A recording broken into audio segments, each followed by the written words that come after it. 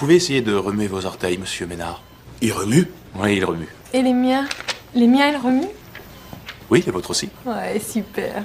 Ces deux personnes ont été transpercées par la même barre en acier. Elles ont été transportées d'urgence à l'hôpital. Mais elles arrivaient encore à plaisanter pour détendre l'atmosphère. Le personnel médical était choqué par la scène. La situation des patients étant très complexe. Les médecins ont dû se concerter pour établir un plan opératoire. Est-ce qu'il serait possible de les opérer sans les séparer? Non. Mais si on bouge la barre, ils vont... Ils vont se vider de leur sang. Et si on ne bouge pas la barre? Burke pensait qu'on pouvait d'abord déplacer l'un des blessés, puis retirer lentement la barre en acier. Il a suggéré de déplacer la femme en premier, car ses blessures étaient très graves. Ses chances de survie étaient très faibles. Si je comprends bien, celui qu'on va déplacer n'a aucune chance. Comment choisir?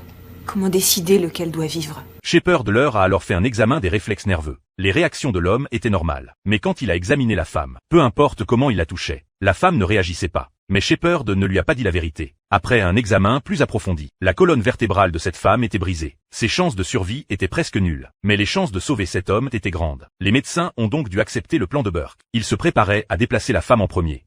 Elle plaisante. Comment peut-on dire à cette jeune femme qu'elle sera morte dans quelques minutes alors qu'elle est capable de plaisanter? Alors que les médecins ne savaient pas comment leur expliquer. Cette femme avait déjà senti que quelque chose n'allait pas. Shepard a révélé la vérité. Alors, si vous me déplacez, je vais mourir. Nous allons faire tout notre possible pour